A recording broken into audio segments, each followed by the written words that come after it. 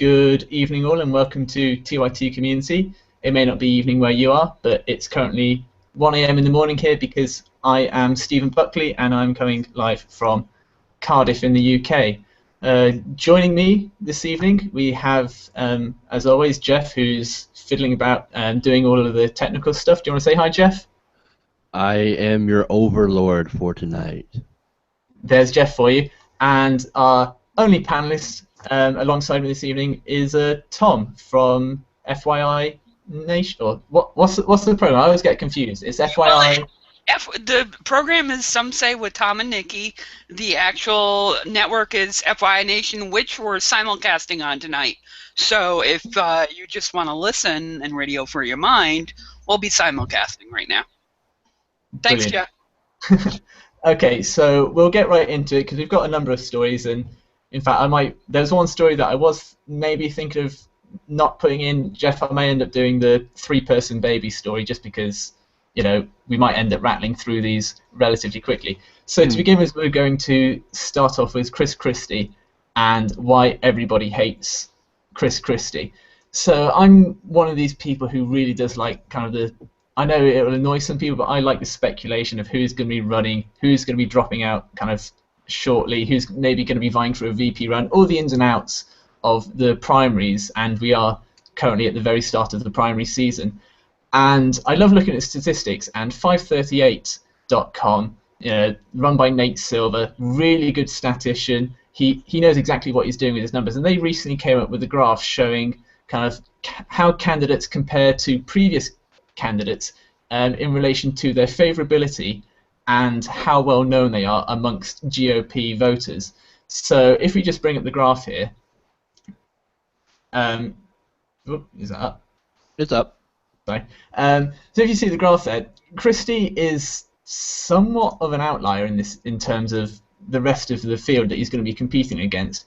He's about 25 percentage points off the pace of favourability, despite being known by 77% of the GOP, and that means that that 70% are able to form some sort of opinion about Chris Christie, and with that sort of name recognition, he should be, if you look at the trend, he should be polling at around 40% or in the mid-40s for favourability, and he's just nowhere near there. So I just want to, I'll open it up to you first, Tom. Like, why do you think he has this problem amongst GOP voters? It's all attitude to me. He comes across as a jerk, and Middle America like the brusqueness, but they're not used to it. And there's no temperament in between. Personally, it's all personality. And let's be honest, there's still an issue with his weight. I'm sorry, looks matter. If we had this conversation on Some Say one time, and unfortunately, that's I'm janky-ing a pun here. That's a big problem, and I'm not trying to make light of it. Health issues and everything else is one of those things. And when you're that big, and it goes for Mike Huckabee too. When you're that big, it kind of screws the pooch a little bit, if you ask me. And did we lose him already? Jeff? Yeah, it looks like we've had some technical difficulties already early into the show. Yes, that's always going to make a fun show. Do you want me to go on? If you want. Because I'm looking at this, I love this thing. Romney is no longer in the race, right? And he's like the favorite. I guess they like old dogs because they keep bringing out the old line of trickle-down economics and all the old tricks. So the old dog new tricks line, I guess that works for Republicans, right? Because Romney is way up there. Huckabee, Jeb Bush is third, according to this. Paul, who isn't even running and got thrown under the bus, is by Romney, by the Romney 2016 Never Gonna Happen Express, is what? Slightly better than Perry, not quite as good as Jeb Bush, which says all you need to know about him. And Waterboy Rubio, well, Yeah, the Kochs love him, but not so much the rest of the people. I just love this poll, and then Christie is just veering way off into the stratosphere, kind of like a large object to the moon. Sorry. I really shouldn't, but it's too easy. He makes it too easy. And but it's fun to look at. And then Mike Pence, Mr. Justin is all the way dead last. So I'm not sure who I feel more sorry for, Mike Pence, who nobody seems to know, or Chris Christie, who everybody knows and can't stand. I covered. You bring up a pretty good point about name recognition, right? Yeah. This is what this graph shows. Name recognition. Like, everybody knows Romney, Huckabee, Paul, and Rick Perry, of course. And then as you slide down the graph, you get people where you're not so sure who they are, and then you end up with Mike Pence of Indiana, and they're like, who the fuck is that guy? Well, the thing is that if anyone just saw that I did have some minor Chrome issues, but the thing is that 538, they went back and looked at all of the primary candidates going back to the 1980s, and they found that people who win their primaries or go on to become president as well, they're either well known and well liked, or they're just completely unknown and no one has an opinion about them. Those are the only real two sorts of candidates, and that's why Christie has a problem. And I just want to kind of talk a bit more about 538, because they recently did a podcast where they just did a bit of speculation, and I really like Nate Silver. I think he's on form. He knows how to predict these things, and Nate Silver currently has Jeb Bush at 18% chance likely to win the nomination. He has Scott Walker at 20%, and Christie he had down at 6%. A number of these potential candidates, they're all attending to kind of go to different events in Iowa and New Hampshire over the next couple of months. And most notably, Rick Perry, within the last 2 weeks, he's just announced, oh yeah, I'm going to be kind of organizing 3 more events on top of the ones that he's already going to.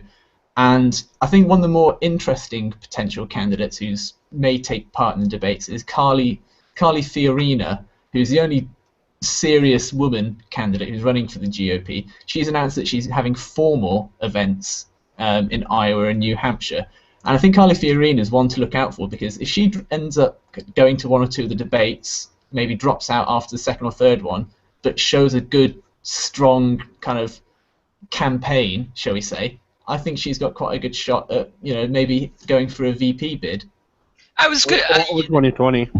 Yes, well, no, now actually I think it's VP. There are. Let's be mindful. We talked about this on some site too. There are people plugging who will never say it, but there are people who want the VP nomination, right? Like Romney was stupid for saying he'd be Jeb Bush's VP. He said that a while ago, but that's never going to happen. They can't stand each other. But if, say, Jeb Bush wins, he needs to find a viable side candidate with him that the conservatives and moderates like. So who could that maybe be? It could be Dr. Ben Carson, the brain boy, and it could be Carly Fiorina, who you mentioned, no experience, but corporate loves her, and so will Iowa. And then it could be Joe Scarborough, who is all coked up. So, and if you're going to carry the water for the Kochs, who better than Joe Scarborough? He's already corporate hack, so on MSNBC, so come on. I personally don't think that Joe Scarborough will. I don't think he'll run, because he's got a cushy job. He's not as stupid as Mike Huckabee, who's given up a cushy job to have a failure of a kind of campaign, and it will be a failure of a campaign. And God help America if he somehow manages to get into a serious position of power. Well, here's where the Republicans, here's where all the speculation kind of comes together, is where you're looking at some of these people, and you know who the serious people are in this list, and you know who the non-serious people are, who the people who are Crazy Town are. Crazy Town works well for the GOP base, but it does not work well in a general, and they'll never choose someone who's Crazy Town for the general. This is I mean, it's a tough line for the Republican contenders to tread, because they have to be stupidly extreme to get out of the primary, but then they have to be, rational and sane, and actually have some semi-decent, or what they think are semi-decent, appealing ideas to the rest of the nation. And I want to say I pity them in a way, because it's such a hard line to try and walk down, that they have to be extreme while it's not being too extreme. It's tough for them, and I do feel a little bit sorry for them that due to the rabid base that a number of their kind of politicians in their party have stoked up, the cruisers and such, because their base has turned so rabid and feral that it's made their life so much harder in becoming president. Stephen, can I ask you a question? Certainly. When you talk about rational and the Republicans, that really, I see the pain look on your face. How honestly pained is it when you say that? It's pain because I think the Republicans, in the future, they can come up with some rational ideas. I think there's one or two small nuggets within the party that, there's small glimpses of a semi-decent idea that is actually better than a democratic idea. But they're so embroiled in stupidity and kind of coke money and all the other interest groups and having to appeal to their radical base that all of those small nuggets, that kind of those seeds of potentially really good ideas that would help the country, they're just burnt out, they're leveled to the ground, and they just never see the light of day. And I think it's a real shame that one or two kind of intellectual minorities within the party have just crippled the entire party. That's a problem. Well, and they've all run to the Democratic Party, because all the Eisenhower Republicans who believe in government and everything else, but also have good ideas, have all run to the Democratic Party, and we're infiltrated by them now, which is kind of hard for progressives to win and honest to God liberals to win. And so there you go. Because keep in mind, Hillary Rodham Clinton started out as a Republican.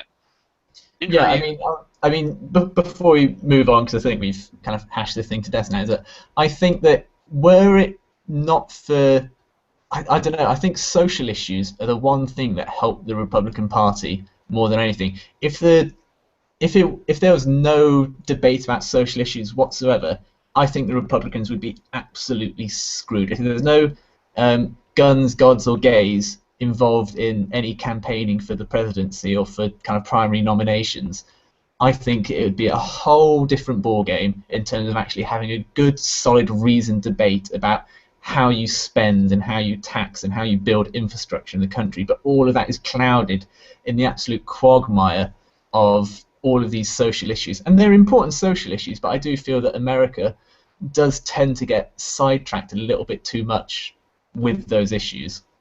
Do you want to have any last say on that, Tom? Or? No, you got it. You're good. Okay, so we're moving on now to what I think is possibly one of the most self-evident no-shit studies that has come out in recent months. So a report released this Thursday by the Violence Policy Center, which is a kind of non-profit organization, found that the weaker the gun laws and the higher the rate of gun ownership in any given state, the more deaths from gun violence there are in that state. So, to put it simply, more guns, less gun laws, more people being shot and killed. I mean, it sounds so obvious, it seems almost pointless that they had to do this study, but they did have to do this study. So, getting into the details of the study, they found that Alaska, which has the highest rate of gun fatalities, which is 19.59 deaths per 100,000, that's twice or almost twice the national average, which is 10.64 deaths per 100,000. So Alaskans are shooting each other willy-nilly, and that's because they have some of the weakest gun laws and some of the highest rate of gun ownership in terms of states. If you look at Louisiana, Alabama, Mississippi, and Wyoming, those states always seem to clump together when it comes to these sort of issues. These are the states that followed Alaska in terms of the highest gun death rates, and they also had the highest percentages of gun ownership within America. And you're thinking, well, what actually counts as a weak gun law? Like, what states were considered as having weak regulation for their firearms? So the study defines states with weak gun laws as those that don't add extra provisions to federal gun laws, such as banning assault weapons or requiring a permit to buy a gun. On top of this, they also considered states which had open or concealed carry laws. They were also considered to have weak gun laws compared to other states such as New York. Alongside this report is another fairly recent one done by Johns Hopkins and Stanford University, and they found a positive link in all 50 states, so every single one, between the right to carry laws and the rise in violent crimes. So if you have right to carry laws, there's going to be more violent crimes. That's what all the experts are saying. And you're thinking it's not all doom and gloom. Some states have relatively low gun deaths and they have good gun laws and low gun ownership. So Hawaii actually performed best, if you want to look at it that way, in these studies. It has the fewest gun deaths in 2013, which is only 9.7, and it only had 9.7% gun ownership, which is one of the lowest compared to all the other states. Its gun death rate was 2.71 per 100,000. And you think, yes, go Hawaii, that's brilliant. If you don't want to get shot, move to Hawaii. It's got lovely weather, pina coladas, and you're not going to get a bullet in the brain. However, you think, okay, 2.71, that's pretty good going, but when you compare it to almost every other industrialized nation in the world, so let's take the United Kingdom, for example, where I'm from, where few people own guns, and also we have much tighter gun restriction laws. The gun violence death rate in the UK in 2013 was 0.23 deaths per 100,000. So Hawaii, the best performing state in America, 2.17 deaths per 100,000. In the UK, 0.23. You're almost 10 times less likely to be shot in the UK than you are in Hawaii.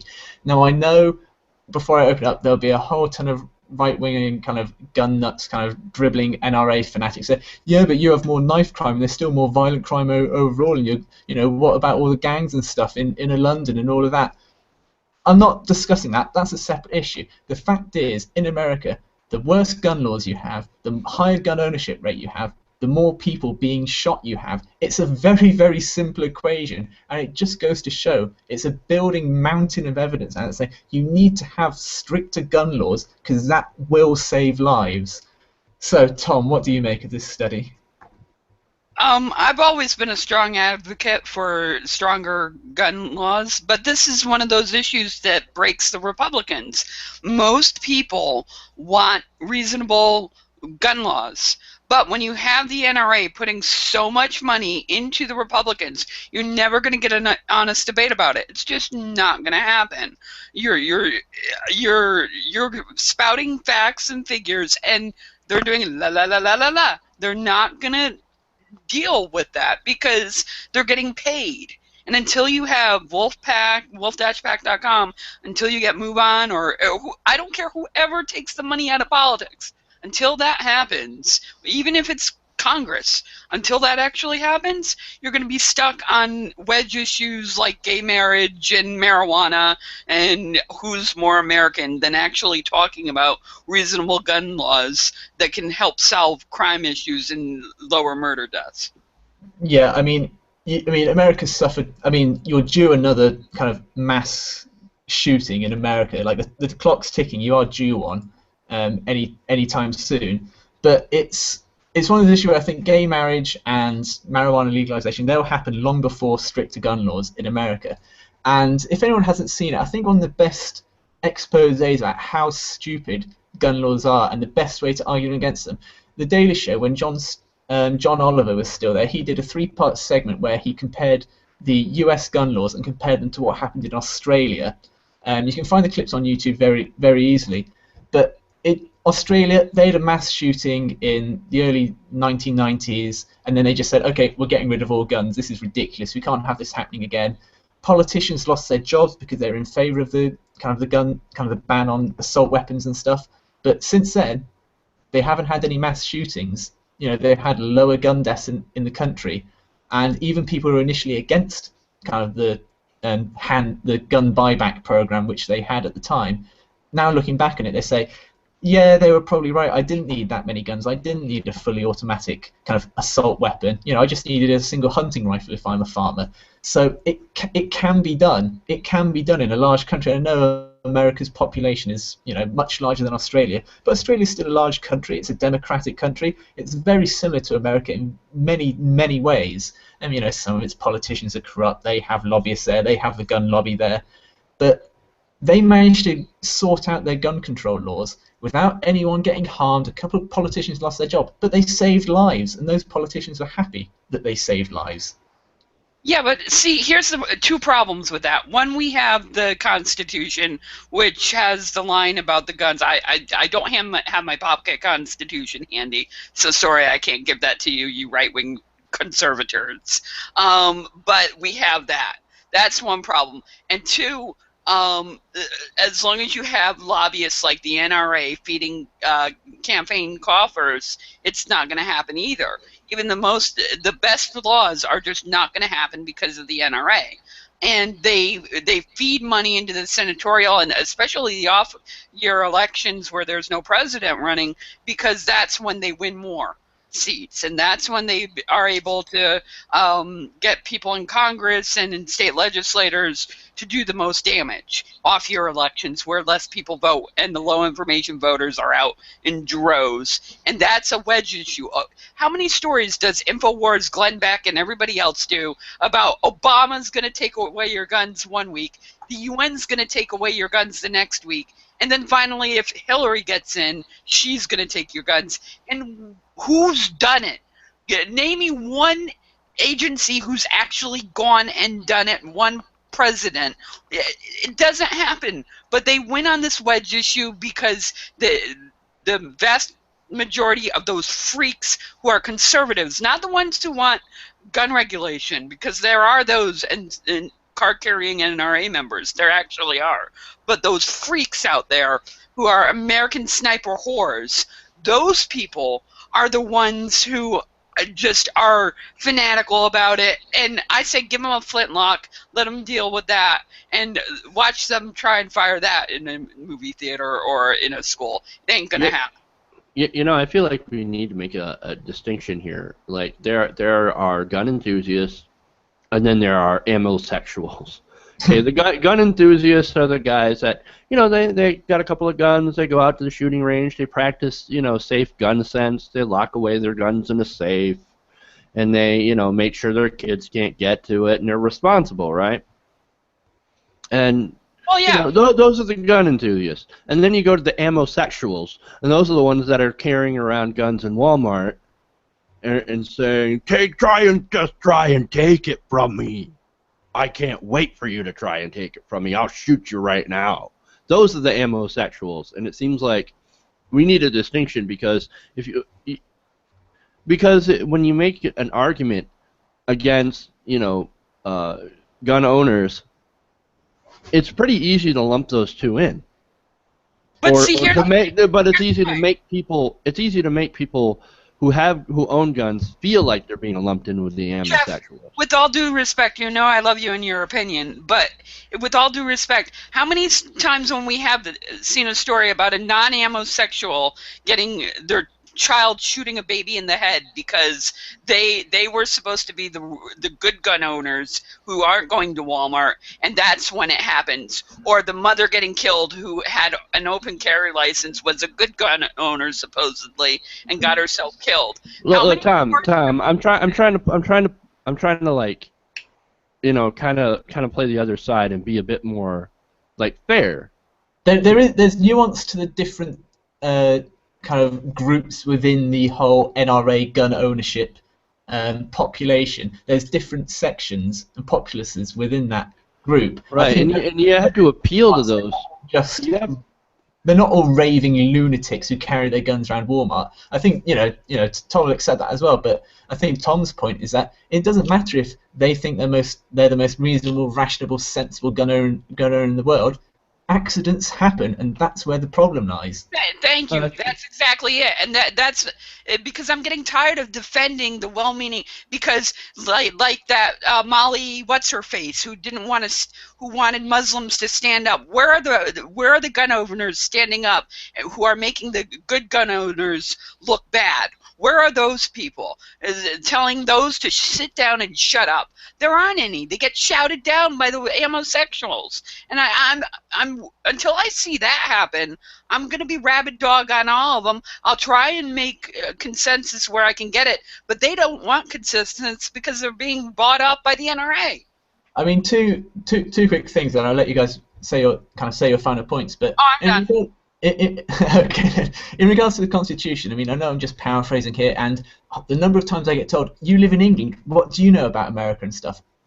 I have to say, my geographic location doesn't limit my knowledge. Just want to put that out there. But your Constitution paraphrased, it has a line in there, paraphrased in saying that you have kind of the right to bear arms and a well-regulated militia. The problem is, there's no regulations. Let's say you want to have a right to bear arms. Fine, you can have your guns, and if you want to include the entire American populace as a militia who can rise up against a tyrannical dictator, which will never happen. But let's say that's the case. It's a well-regulated militia, not just fucking anything goes as your militia, carrying RPGs, driving tanks, nuclear missiles. Regulated militia is kind of the phrase in the Constitution. And just kind of my second final point is that you had the Sandy Hook shooting, and okay, we'll maybe try and pass some laws, and then shit all happened. If a president was assassinated, if a Republican president was assassinated, or a Democratic president was assassinated, you still wouldn't see any change in gun laws. You've had children slaughtered in their hundreds pretty much every year. And I know it's in individual cases for the most part, but you do have those one-off instances every year or every couple of months, it's almost becoming, where 3, 6, 9, 15 children are slaughtered. Children are being slaughtered, no change. If a president was killed, there's not going to be any change. I can't envisage any real situation in my mind at the moment that would cause people to think, okay, shit, we need to sort this out and do what Australia did and say, okay, we're not having any of this nonsense anymore. NRA, fuck off. We're going to solve this problem and save people's lives. I don't know how America's going to deal with it, apart from the whole, Wolfpack getting money out of politics tactic. So, Jeff. That's exactly how, by the way. But go ahead. I was just going to say, Jeff, your final points? Well, I was just going to say that, the math, math is math, right? There it is. It's spelled out. The numbers don't lie. You do, when you do have more guns, you have more gun crime. That is what happens, and that's reality. And now what we have to do is to take the reality and figure out what to do about it. Yeah, exactly. And I know it's only the start of 2015, but by the end of the year, there is going to be another mass shooting in America. It pains me to say it genuinely does. But until you sort your shit out, you're going to keep having these incidents occur. So moving on to a slightly lighter subject, moving on to universities. You usually think universities, they tend to have, whenever they're covered on TYT, they tend to be a bit serious, but this one's a bit lighter. Now, so most people, when they think of university courses, they think, the STEM subjects you're doing, your science, technology, engineering, mathematics, they're useful degrees to come out with. They give you real applicable skills to go out in the workforce.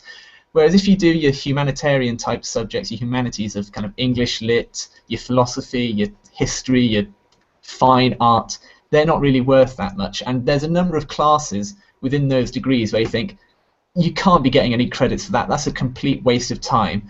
Well, now there's a class that I think is fairly egregious that's going on at the University of Pennsylvania, which has unveiled one of its optional classes for its creative writing students, which is called Wasting Time on the Internet. That's the name of the class. So the class is being run by poet and professor Kenneth Goldsmith, who's going to be teaching weekly classes going into next year's semester, which requires students to, quote, stare at the screen for 3 hours, only interacting through chat rooms, bots, social media, and listservs. Goldsmith said that he wants his class to take the raw materials of clicking, SMSing, status updating, and random surfing and turn them into, quote, substantial works of literature. Now, Goldsmith is kind of fairly well known. He's quite well liked at Pennsylvania University because one of his other creative writing classes is entitled Uncreative Writing, in which all class assignments must be completely plagiarized, copied, or stolen from other pieces of work. So, for me, there are some courses, and I know creative writing is one of those, it pains me to say it, but softer subjects. Let's throw it out there. I'm sure most creative writers would probably admit it's a softer subject than doing astrophysics.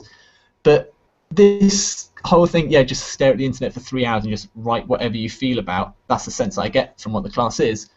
That is a waste of time. I know, and students should be fairly pissed off that they're paying good money to go to a top university, and they're not really getting that much out of it. They could be doing this at home. Anyone could be doing this at home. Just go on Twitter for a couple of hours and write how much you hate humanity after it. So, Tom, what do you think about this course? Should this sort of I'm doing that every day without a college degree. I feel awesome. Where's my degree, damn it? And this is what I do. I'm that schmuck. So I feel better about the no college degree thing after the last show that I did on here. But yeah, no, I'm with you. It feels like a waste of money and waste of time. I do have to disagree with you slightly. As someone who really, really has a hard time trying to write and creative writing, I wish I was a better writer than I am. So I think that for certain people, you could get a lot out of. But this is just, I don't know. And by the way, was a Rand Paul intern in that class for creative writing? Because, man, or pick any Republican, but especially Rand Paul. Yeah, I mean, just before I throw to you, Jeff, is that I'm not saying that kind of creative writing in itself is a completely useless course and kind of university degree to do. I know none of my friends who have done creative writing courses, but all I'm saying is that it is an easier degree to do. And this is coming from someone who's done kind of a philosophy degree and a journalism and new media degree. Those are much easier subjects than doing an architect degree or training, doing a medical degree or biochemistry. They are just in their nature slightly easier, more approachable, I think is a better term. They're more approachable subjects than, the harder, more STEM subjects. So, Jeff, what do you make of this course that Pennsylvania University is putting on? Well, who knew that they would make an entire course out of what I usually did in class anyway, through at least half of the time. And you're talking to somebody who has a college degree who did really well, the high 3.5, 3.7 range, and I don't know, if people want to pay their money to do this, then God bless, go forward, waste time, and it might not even be a waste of time. You guys just automatically assume that it will be a complete waste of time, but maybe some people, when they're given freedom to allow themselves to become creative, maybe they helps them to be creative. I imagine the environment that they foster within the overall kind of course structure. I imagine that can be quite helpful for some people, but you're not going to get the next kind of George R.R. Martin from these classes. You just those people just have it. They develop it naturally from doing other endeavors. You don't become you can become a philosopher quite easily without ever doing a philosophy degree. You just need to kind of have some deep thoughts, be able to write about them succinctly, be able to create cogent arguments. Well, do you think that that's what they're trying to do? I don't know if that's really the goal of this creative writing class, is to create the next George R.R. Martin. It's just, I know this is the problem. I'm not quite sure what the goal of this kind of course and this specific wasting time on the internet class. Okay, I got you there. It just seems to be they could be doing something more productive, and not necessarily productive in terms of kind of contributing to society, but just more being able to help the students kind of become more creative. The kids can do this without having to have a professor tell them to stare at a screen. It's you don't need that sort of thing. It just seems to me an easy way to give students credits, to earn some credits on their course. That seems to be the kind of the issue that I have with it. It just seems an easy pass for some students. It does seem like it. Well, you said that they actually have to write something, right? Yeah, they do have to submit work. But I imagine that a lot of people are going to be taking this class are just thinking, oh yes, such a DOS. This is going to be so easy for me. I mean, it may end up having some really strict like marking guidelines for their assignments, and if they have an exam or whatever at the end of term, it may end up being quite tough. I don't know. I don't want to pass judgment on that yet. But on face value alone, a wasting time on the internet class, it just seems to be a waste of time for the students themselves. Any final thoughts, or shall we move on?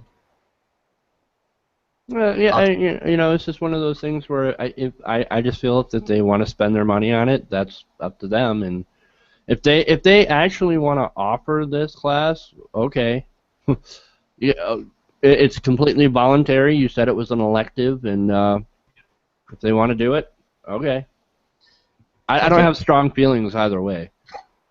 I just want to point out, no college right here, baby. I feel so much better about that. My 3 weeks, that's it, or maybe 6. Can't even add. I feel good about that. Oh, and my co-host would like you to say stupid at some point, by the way, Stephen. And this story might be the one for it. I'll try to slip it into this next story. Right. So moving on, we're going from university just to normal kind of primary and secondary school. So a question has arisen in a school district in Illinois as to whether a school can demand access to a student's Facebook or Twitter or any other social media account.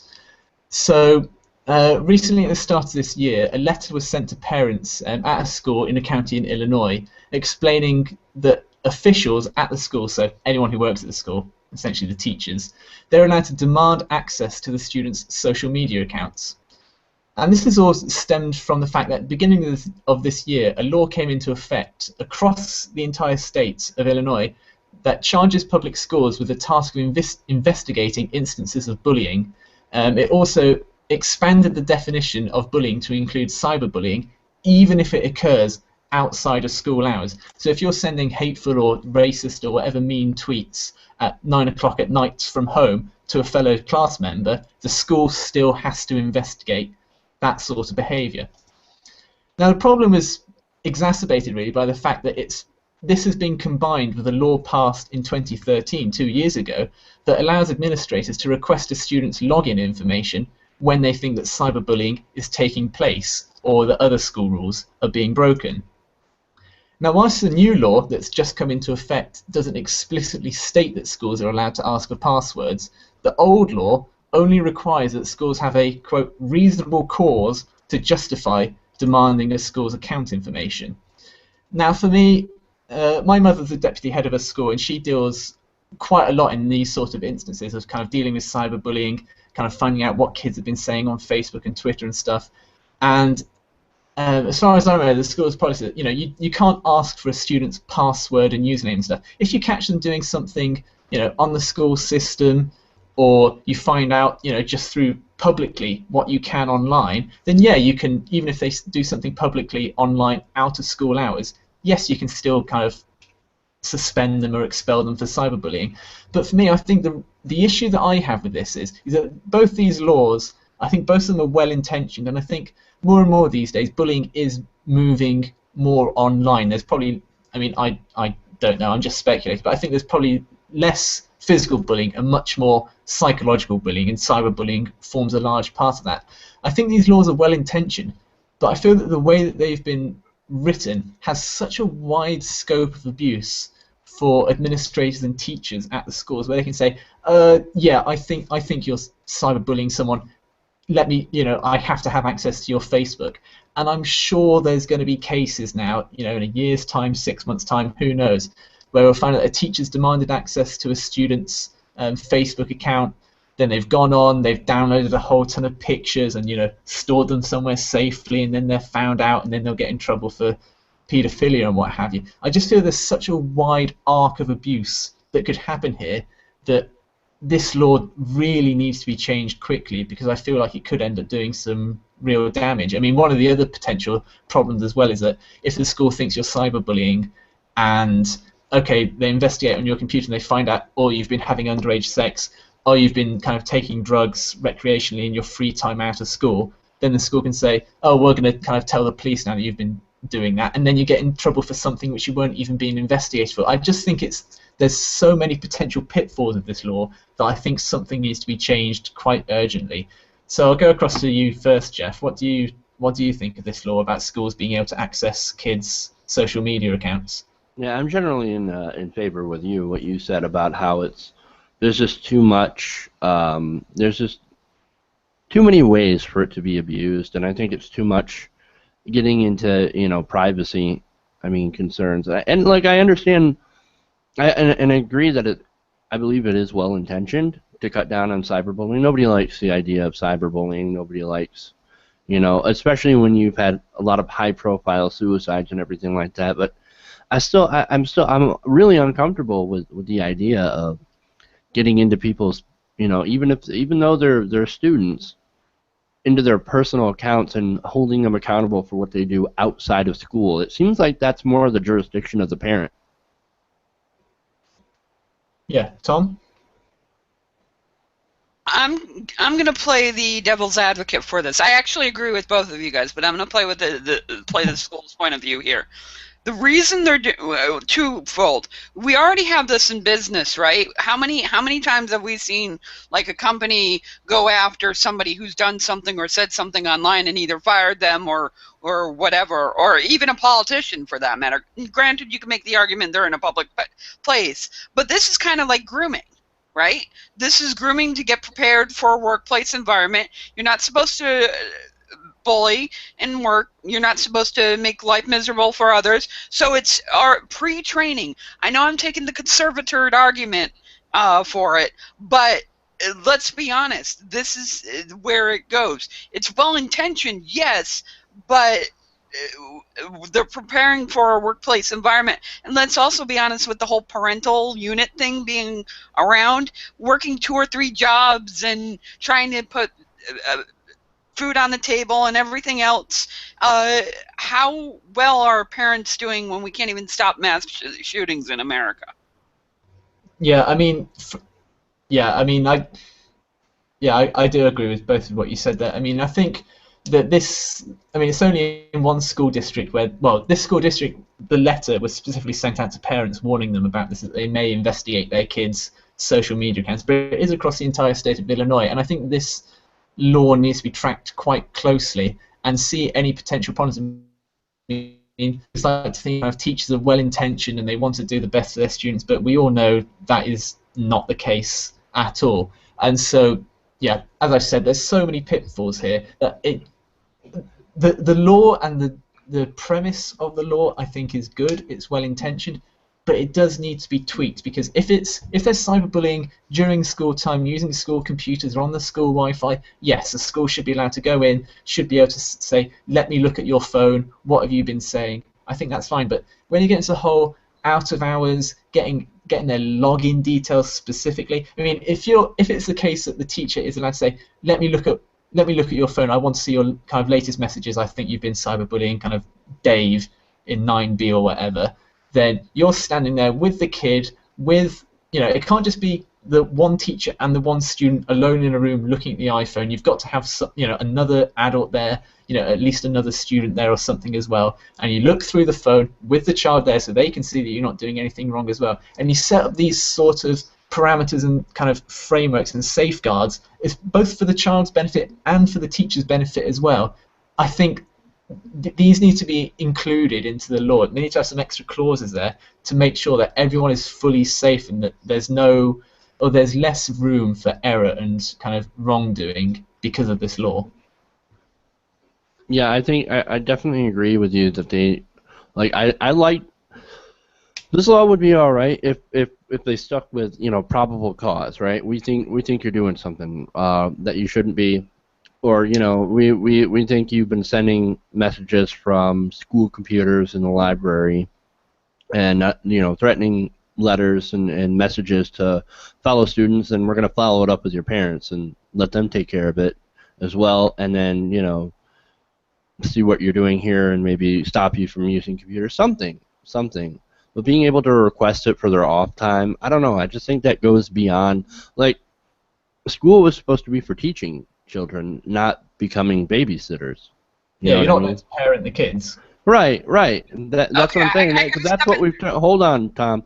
that's what we've turned schools into, unfortunately, is that now we expect them to raise our children too. And this goes to the old conservative argument of personal responsibility, right?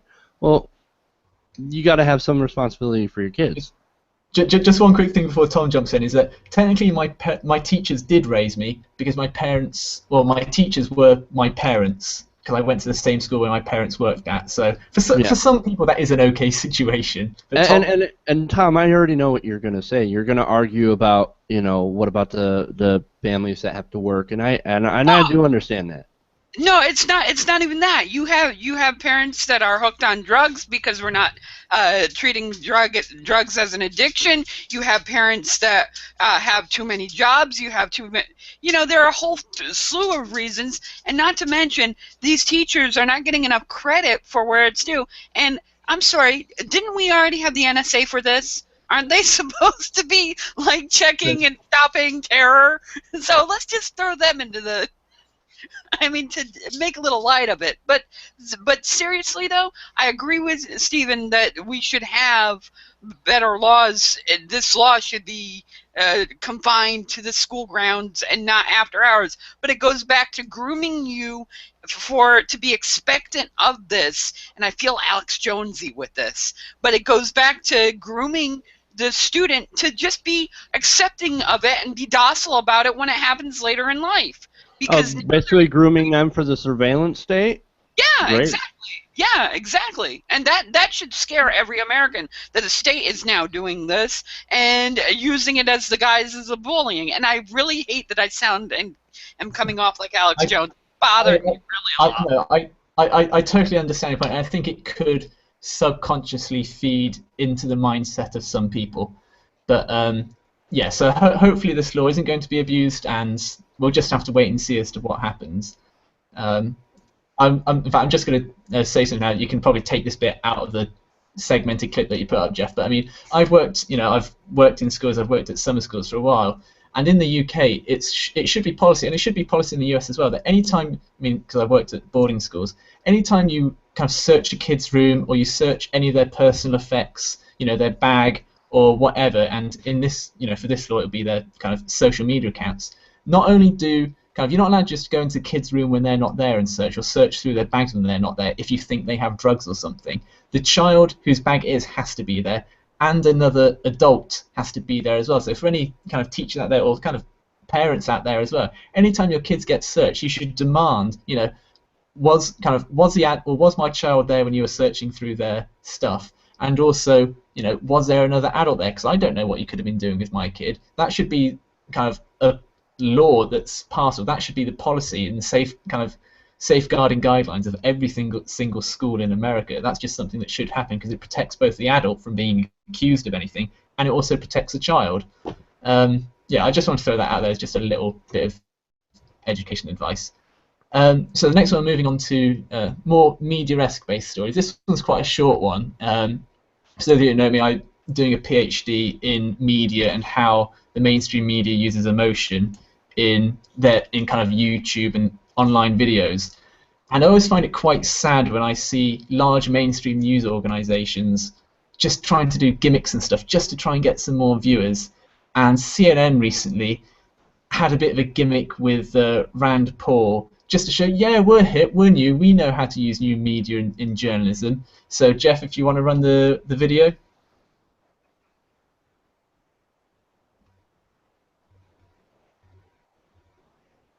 Hold. A drone was struck down at the White House yesterday. Should all drones be banned? Drones should only be used according to the Constitution, but if they fly over my house, they better beware because I've got a shotgun.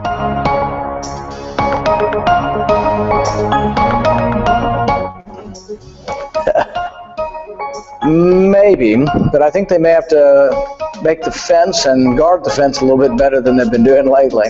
Hillary Clinton sometimes makes $200,000 a speaking appearance. Excessive? Man, $200,000, that's obscene. But I guess she can pay her chauffeur well now. Chris Christie and Scott Walker just launched their PACs. Do they make good leaders for the country? Well, I guess the public will decide who they want, and we will see over the next year, and we need all kinds, so we'll see what happens. You could be headed into a tough 2016 primary. What do you do to unwind? To unwind, I like to ride my bike through the beautiful rolling hills and bluegrass of Kentucky. Snapchat. It's not for your junk anymore. So this was CNN's attempt to be cutesy and, you know, make it look as if they're somehow hip with the kids. You know, kids are using Snapchat. Maybe we can, you know, do journalism via Snapchat. And CNN does have a Snapchat account where they do, you know, like 6-second, you know, oh look, there's a cat or something that's, you know, the zombified cat that's climbed out of its own grave and stuff. Just completely pointless and irrelevant stories. You can't go into any depth with Snapchat. Snapchat's not the point of journalism. And I just think it's a really tragic sign of the mainstream media. I mean, they, on the Daily Show, they tore apart CNN when they had the Blizzard mobile, when they were covering the, you know, the blizzard in New York and stuff. And it's just things like this that you just think, you're CNN. What are you doing? Tell us about the war in Syria that's going on. Tell us about, you know, the Greek elections and stuff. I mean, I didn't personally watch too much CNN recently, but I bet you they hardly spent any time on the Greek elections, kind of the rise of the radical left, what they're going to do kind of with their bailout and all of their debts and stuff like that. That's interesting and important, and it's not maybe as sexy as Rand Paul using Snapchat, but it can certainly be sexed up enough for the CNN audience, which is on average 62 years old. I don't know what CNN is thinking these days. They're running out of ideas, and I think it's really, really pathetic. So I'll throw it across to you, Tom. What do you make of CNN using Snapchat as a... It's CNN. They're doing less with less. And by the way, your video got raptured. Just wanted to point that out for a moment. And also, this is CNN. Come on, Don Lemon, bite down on... Yeah. This is, again, CNN. I'm going to use a plane to talk about MH370 constantly. This is CNN. I've come to expect it from them. But on the comment about the PAC thing, I found that hilarious in the sense that he has his own PAC, he uses money, and it's like maybe his message should be get money out of politics, but I guess that's not libertarian enough for freedom. The other thing with that is Chris Christie's PAC is LFMAO. By the way, just if you spell it out, that's what the whole thing. Have fun with that. Yeah. I'm just happy that a politician understands how to use technology without taking horrible pictures of his penis. At least he's evolved to. At least they've evolved to that point. I mean, I don't want to kind of get on top of Rand Paul here for doing this CNN interview. He's probably going to be running for president sort of thing, so he wants to appear on media as much as possible. And if CNN approaches him with, oh, do you want to do kind of a quirky interview like this? You know, get your face out there, we'll pay you to do it. So, well, they probably won't pay him to do it. You never know.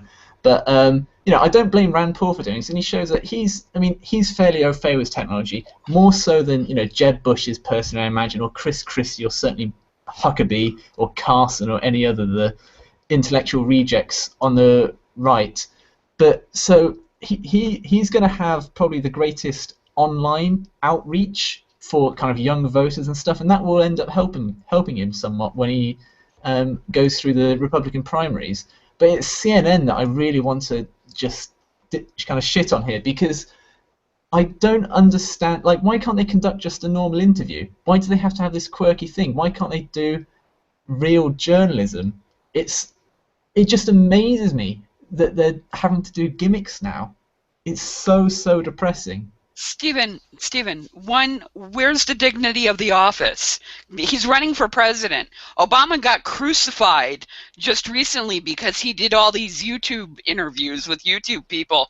And it's like, I don't care who does the interview as long as they do a halfway decent interview and, you know, show a humanity out of a person that drones people in Pakistan. I would love to see some humanity out of our presidential contenders and everything. I don't care about that so much. My my thing is, and I see where you're going with CNN, but CNN, look who we're talking about. You can list all the CNN fails throughout 2014 that just show how far they've fallen. It's not Ted Turner's network anymore, okay?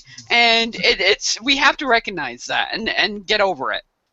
I mean, I think the problem that I have with this whole kind of Snapchat debacle is that, I mean, the reporter there was Ashley Kodiani, and you know, they were fairly cutesy softball questions. But you know, she threw in a question about drones there. You know, should the US be using drones as much and stuff? You know, that's good. That can be a hard question. But the format of the gimmick using Snapchat, that doesn't allow you to have any decent kind of real discussion about Rand Paul's policy on drones. Just saying, it should be within the Constitution. Well, what do you mean by that? Should we be allowed to target American citizens through drones? Should we be bombing weddings? Does that exacerbate the problem of extremism out in the Middle East? You can't do that via these gimmicks. This is the problem that I have with it. I mean, the rest of the questions are completely banal and pointless, and nobody really cares about those answers. But I just want them to be more substantive in what they do. CNN has such a good opportunity. You see so many interesting, good people that are kind of in trouble, or you know, they're making the news, and CNN just squanders the opportunity. It just leaves you saying, "Fuck it, give me the mic. I will do it for free. I'll fly across. You can pay me less than minimum wage if you want, but I'll do a fucking good interview and I'll ask tough questions." But that's the thing that annoys me so much. It's just squandered opportunities. Stephen, can I two things? One, they don't want tough questions asked because that puts them on the spot, and that's Cenk lost his job from MSNBC because he asked tough questions because he wasn't senatorial enough. They don't want that. They want to be so far up these politicians' rear end, and a Snapchat interview is, oh, well, they asked the question. You can't get mad at us. You know, I mean, and again, this is not Ted Turner's network anymore. Mike Malloy, name dropping here, is not working at the network anymore. There are the good people who used to work at CNN have fled. Yeah, and they've fled because, or been fired because, again, CNN, less with less.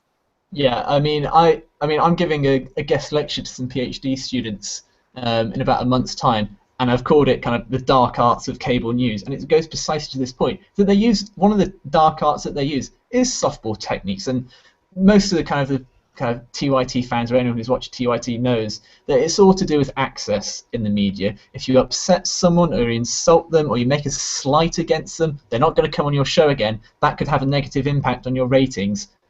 Boo-hoo! If you ask them a tough question, if you ask Rand Paul about, you know, his drug policy or his drone policy, and you really hammer home and you ask him the same question again and again, and he just waffles his answers, that would be a good interview. You put that interview up online where, you know, Rand Paul squirming on drone questions, that's going to get 100,000 hits instantly. That will instantly trump any kind of live TV segment that you're ever going to do as CNN.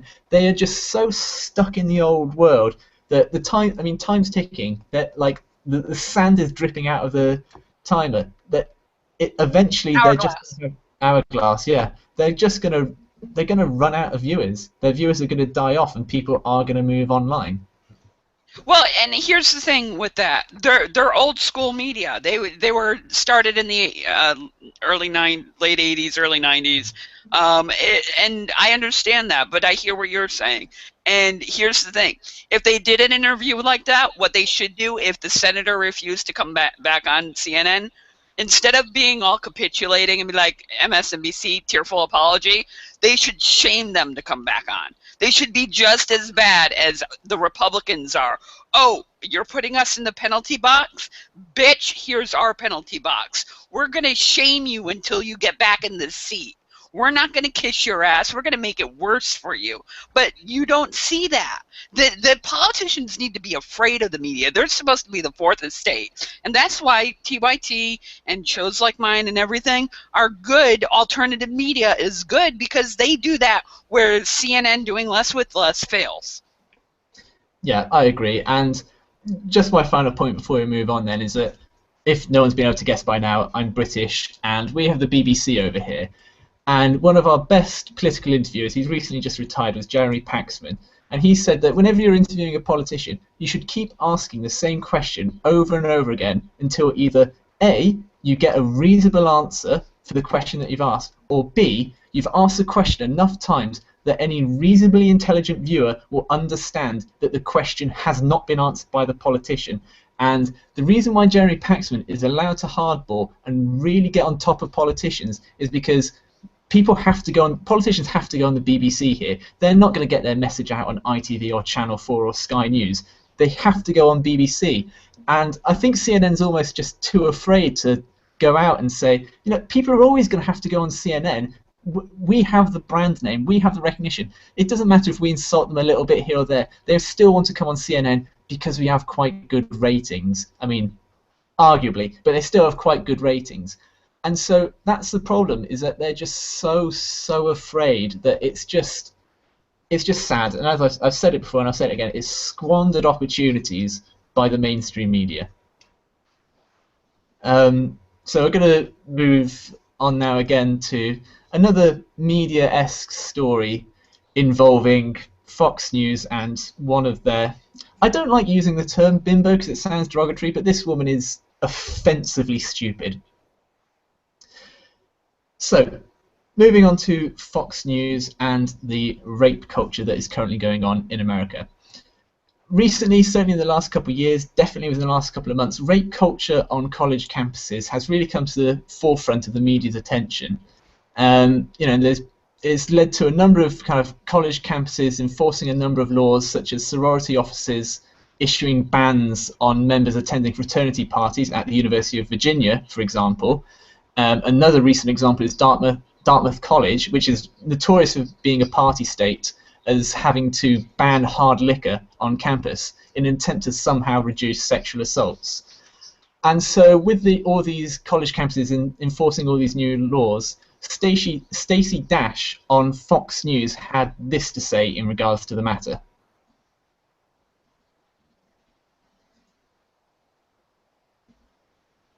Hold. Let's talk about UVA first, because I see you shaking your head. Yeah.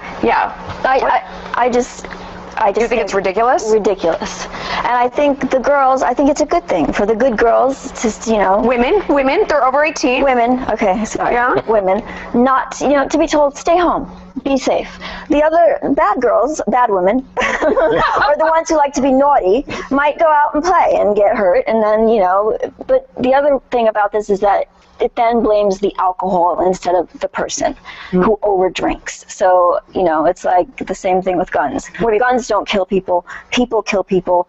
Alcohol doesn't get you drunk. You get yourself drunk. Okay, so I think they're fairly self-evident, ignorant comments there, but I just want to put them into more context here. So Stacey Dash, she was an actress on a program called Clueless. She's a victim of domestic abuse. She has a restraining order out on her ex-husband, who she alleges kind of beat her up and stuff. And Stacey Dash, as I said, she's an actress. She's appeared in films called Lap Dance, which, as you can guess, is about lap dancing. She's appeared on the cover of Playboy. Now, according to her logic, she's saying, the bad girls out there, the bad women, they obviously, they get drunk, they probably dress scantily clad, they deserve it coming. Well, Stacey Dash, if you're kind of going out being an exotic dancer or being on Playboy, you're scantily clad, then of course you deserve your ex-husband to kind of beat you up and assault you and stuff, because obviously you weren't being a good girl, you were being a bad girl. I mean, does she not understand the hypocrisy of it? She can't relate her own situation and the problems that she's been through with other kind of innocent women out there. It's ludicrous. Just to go over exactly what she said again, she said, I think it's a good thing for the girls in terms of these laws being passed to be told to stay home, be safe. The other bad girls, bad women, are the ones who like to be naughty, might go out and play and get hurt, and then, making a reference to rape there. So she is saying, if you go out and want to have a good time in college, of course you're going to get raped as a woman. Of course, that's just common practice. Men are going to go out and rape you. Whereas, of course, a woman's place is to be at home, is to be safe and at home and do the cooking and the cleaning and to make babies with consensual sex, in marriage, not out of wedlock. And it's just so depressing that this woman is stupid and allowed to have a soapbox to stand on Fox News. it really does annoy me that she can't relate her own personal experiences to kind of potential experiences that women on college campuses might be having. So, Tom, what do you make of Dash's comments? As a guy who has a daughter, man, I could never be on a jury of a rapist. I'd get thrown off. Because I'd hang him. I just by his balls. I just you're blaming the wrong person. This is old school 1950s. This is where they want to take their country back to, and I'm not surprised at this point. And so if you keep voting for this is more of what you're going to get. And by voting, I also mean by supporting Fox News, giving them the huge ratings that they get, everything. This is what you're going to get. So more of the same, and apparently this is the majority of thinkers, intellectuals now in America. And to be fair, she did star in a movie called Clueless, so look who we're talking about. I mean, the thing for me is that, I mean, the main issue here is that, you know, Dartmouth College, it's banned hard liquor on campus in an attempt to stop sexual assault. And for me, I think that's a stupid way to go. That's a complete, you know, waste of resources in terms of trying to police that. Because kids at university, they're going to get hold of a bottle of tequila or rum or whiskey or whatever their tipple of choice is. You know, that alcohol doesn't make men want to rape people. That it doesn't. If they have a, for want of a better phrase, a rapey mindset, they can do it when they're sober, they can do it when they're drunk. They will attack women, people of that mindset. What should be done is to have some, you know, money or resources spent on trying to educate men and just saying, look, if a woman's drunk and she's been having a good time, just leave her alone. You know, try and find some of her friends, make sure she gets home safe, put her in a taxi and get her home. But, you know, don't do anything else. Don't, you know, just be sensible about it. That's the sort of things that universities and college campuses should be doing, rather than just banning liquor and telling women and their students not to go to parties and to stay at home because it might be dangerous for them. It's ludicrous. And Stacey Dash, it really is offensive how stupid and ignorant she is. I mean, people get offended. Oh, you kind of swore, or, you know, showed me a kind of picture of the Prophet Muhammad. Those things don't offend me. It's ignorance and stupidity, like Stacey Dash has, that I find offensive. And you know what's so bad about having fun on a weekend if you're you know, in college? Like what that, you know, having fun makes you a bad, like if you're a woman, you have a drink and suddenly you're quote unquote a bad girl that's worthy of being attacked because she just wants to have a little bit of fun, right? That sends a completely wrong message, I think. And what else can you say? And there's the other thing too, is that the college, they're in support of, you know, big colleges telling people stay home. Like you should stay home if you don't want to. Yeah, well, what about the like the message should be, don't rape people. Pretty simple. Yeah, exactly. And I mean, is Stacey Dash really telling us that she never got drunk and had a good time when she was young? That she never went out and partied? Oh, look, Megyn Kelly did. I mean, Megyn Kelly was out there talking to Huckabee. Hey, we women, we smoke, we drink, we have premarital sex with birth control. You know, like there's Megyn Kelly, like saying the things that are obvious that women do. Women are people. Yeah, it's. Yeah, I'm sorry. Why didn't Mike Huckabee's head explode during that interview? Now we know where those cussy classy comments came from. His head didn't explode because he was distracted by Megyn Kelly's short skirt. That was why.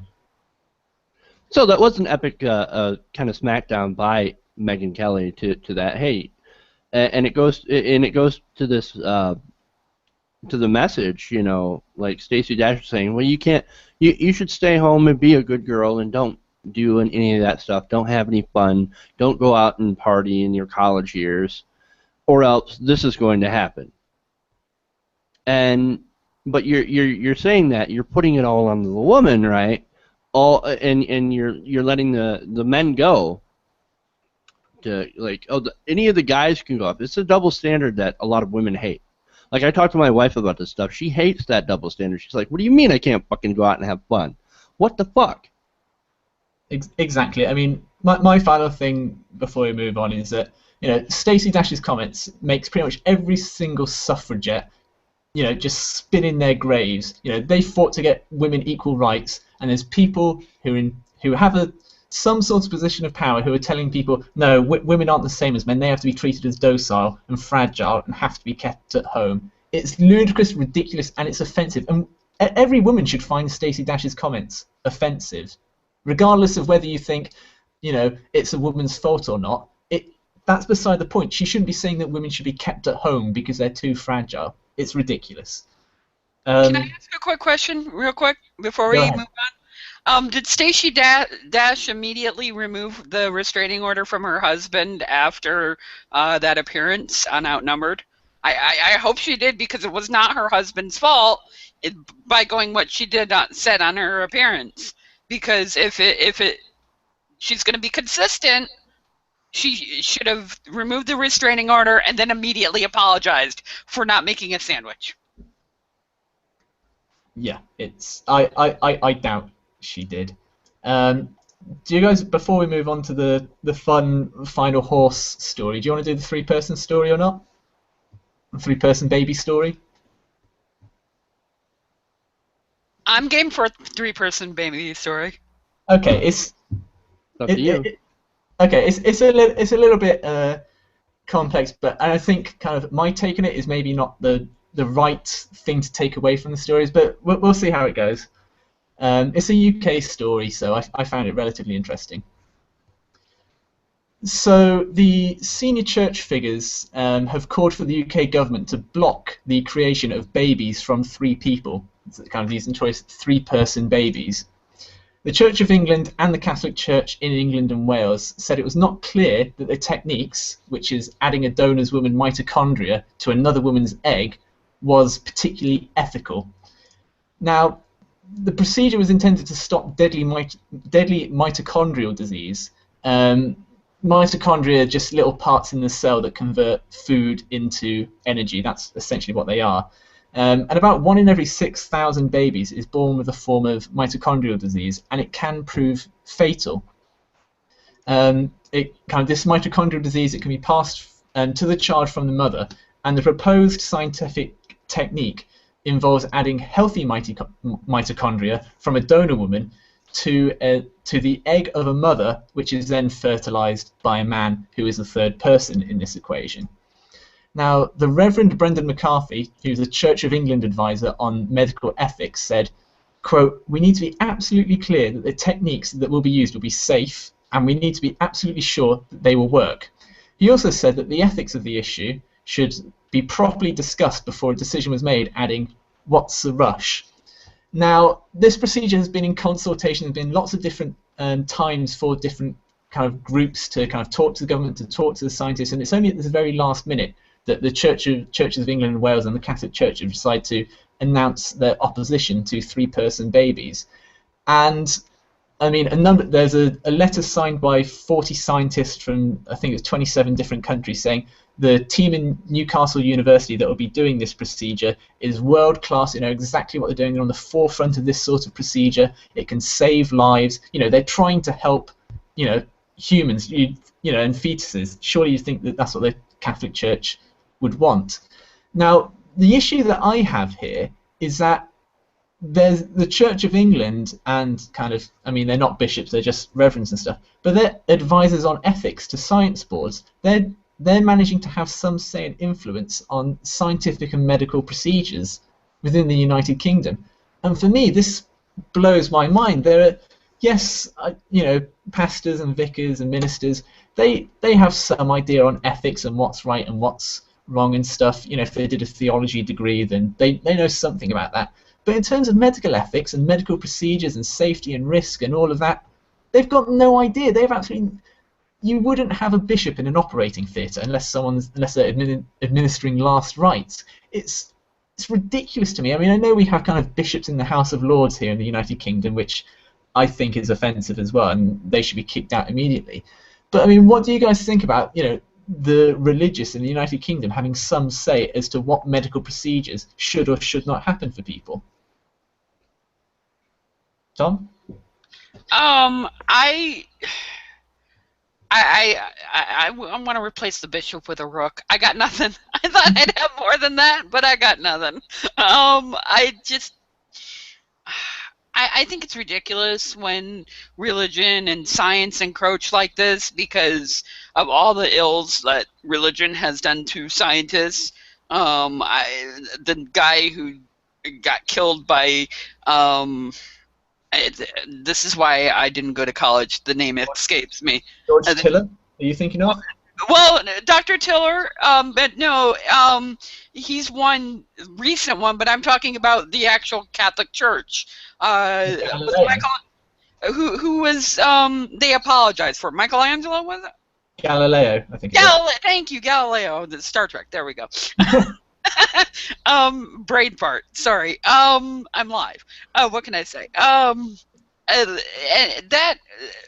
the church does not belong in that. Sure, provide funding, help with all that, but they don't need to be in the operating room. As someone who's gone through plenty of medical procedures and has been opened up more times than the Vatican vault, I have real issues with it. And again, unless somebody's coming in to give me last rites, that's about it. So yeah, that's where I am. Yeah, I mean, just before I throw it to you, Jeff, when I was looking at this story, there was the case of a woman who had lost 7 of her children. One of her children managed to get up to the age of, I think it was 16, before he was consumed by this mitochondrial disease. She lost 7 children, and she's hoping that this new procedure, she has the mitochondria from a donor woman kind of implanted in her, that she can eventually have a child. And it'd be heartbreaking for me to think that kind of some bishop or reverend can come in and say, no, stop, you're not allowed to do it because we have some theological qualms about whether this should go ahead or not, or whether God or the Bible or Jesus would be happy about it. It's ridiculous. This woman wants to have a child, and the scientific community are able to provide the correct circumstances and procedures for her to be able to eventually have a child after losing 7 of her children. Then this should go ahead, assuming it's safe and assuming it can be done, which all the people in the scientific community are saying it is. Jeff, what's your take? Well, this is like me wanting to take an advisory role on the Orion space program. Yeah. I think you should do this, and you should review this new thruster to see if it's effective and safe. Oh, and ethical as well. That doesn't make any sense. Like, I don't know anything about rocketry. I'm not a rocket scientist, and neither is someone at the Vatican. Neither is somebody at the Church of England. They're as much of a rocket scientist as they are a doctor or somebody who deals with genetics or anything like that. What are they doing having a say? I thought you're supposed to, like, I don't know how you do things over there, but I thought you guys were a more secular country. Fix your shit. I think we tend to. I don't think we're as secular as kind of people in America want to believe. We do have, mentioned the House of Lords, and in this story we have kind of reverends who are on scientific advisory boards and stuff. They do have their kind of the Catholic Church and the Church of England. They do have their tendrils kind of spread into a number of different pies where they don't belong. Although I do think that the British population is, by and large, grown up enough to say, oh, you have an opinion? Okay, that's nice, we'll put you to one side. And we will, I'd like to think, be ignoring them for the most part. But yeah, you're right. They're not doctors, they're not scientific experts. I wouldn't advise my architect friends, how to build a building or how to design this. I don't tell my artist friends, how they should draw this or how they should paint that. And therefore, reverends should not be telling surgeons whether or not they should be implanting mitochondria from a donor woman into another. It's ridiculous, and hopefully, I mean, if the Catholic Church wants to kind of espouse these views and kind of, have a press release just saying, we've heard about this procedure that's going ahead, we think there's some potential ethical worries, fine, they're allowed to do that, free speech, all of that, wonderful, great. but they shouldn't be on an advisory board. And I hope that, first of all, I hope this reverend is just a single soul kind of religious or reverend, shall we say, on the advisory board. And I hope that kind of he's there when all the scientists are having their discussion and say, maybe we shouldn't do that. And all the scientists turn and go, that's nice. And then they just move on with their lives and they just ignore him. He's just there, for tradition's sake. I'd like to hope that that's the case. Any final opinions on this story? Yeah, I want to read a tweet because we're simulcasting, and we had one from in FYI Live, and Carissa boldly says it's her choice. It's the woman. If it's scientifically sound and the woman wants to do it, it's her choice. And I think that best sums it up on FYI Live hashtag over there. Well, Tom, I'm actually hoping we can replay this on FYI Live on Tuesday, because I'm not going to be here. So just play it in your absence. Okay, that works. And then encourage people to tweet. Oh yeah, definitely, and go from there. Yeah. So we'll move on to that. We move on to the kind of the fun and finally story of the evening. And there's no real commentary to be had here. I'm sure we'll have some fun with it. But this is essentially a UK entry into the kind of to try and challenge the famous Rodell in America, who tried to sleep with farmyard animals.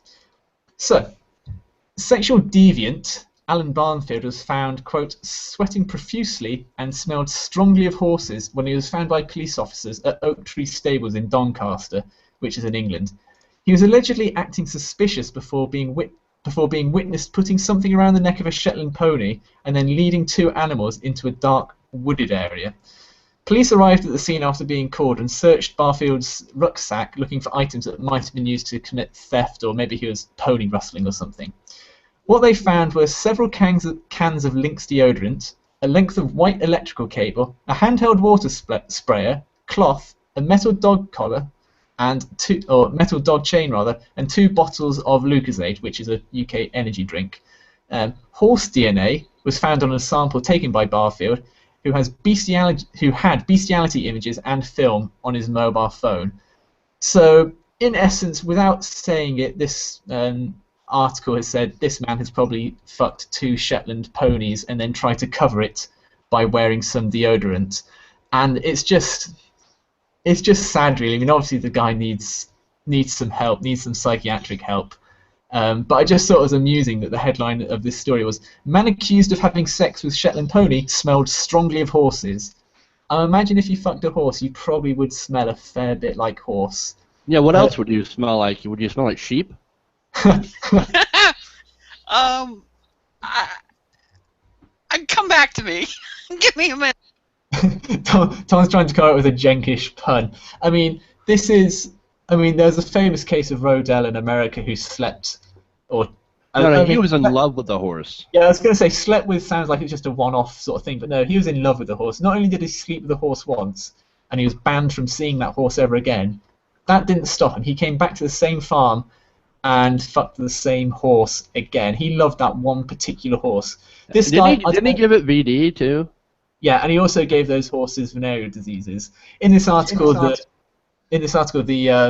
owner of the Shetland ponies, when kind of they recovered and returned to her, she said, kind of the ponies did seem to be acting quite anxiously, and they weren't acting as they normally did. So something had certainly spooked them, is what she said. So yeah, it's just I kind of feel sorry for them. It's hard not to look it.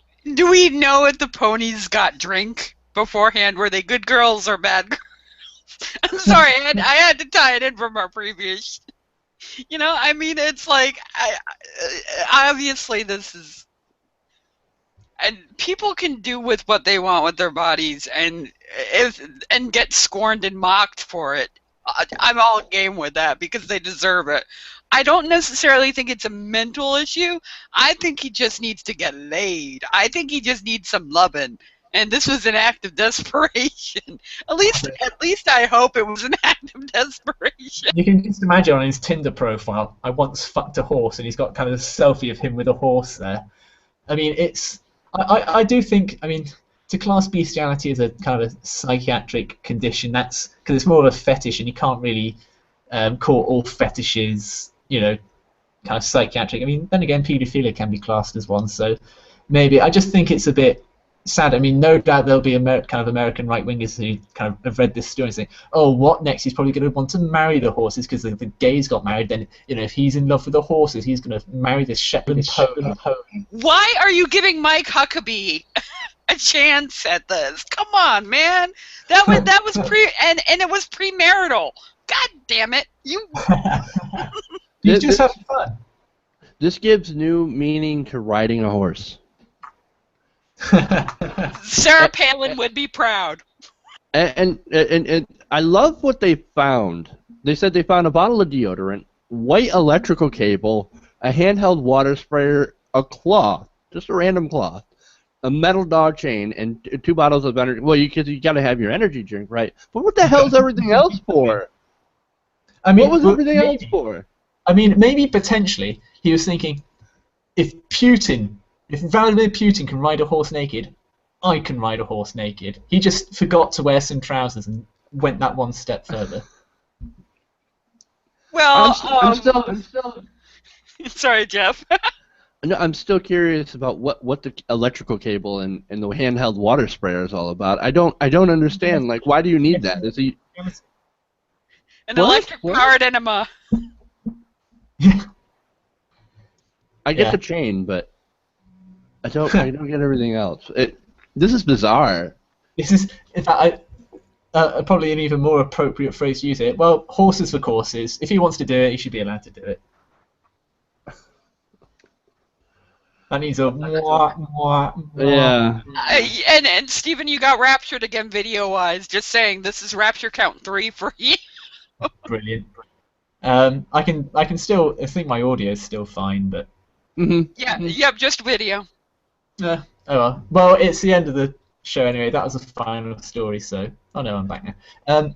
So that was the final story of TYT Community.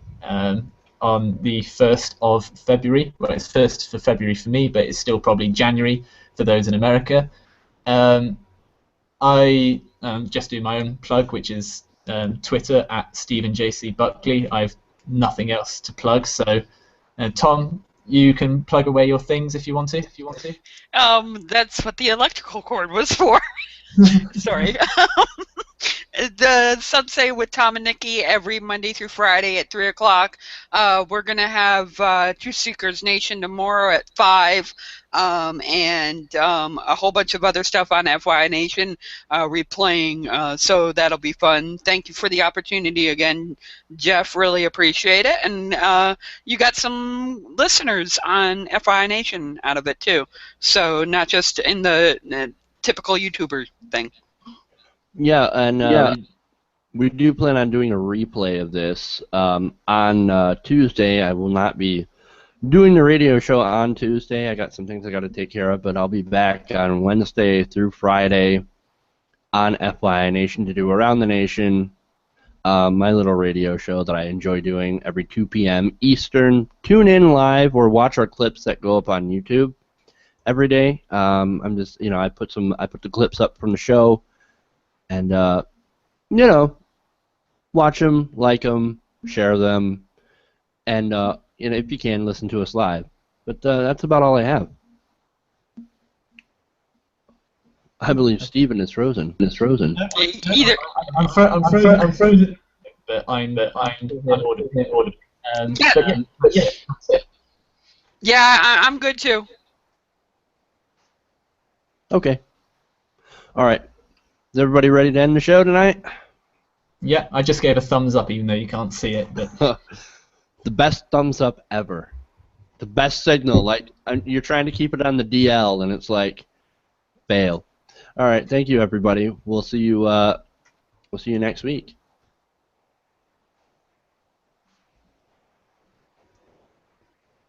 Bye guys. Yum yum yum yum yum yum.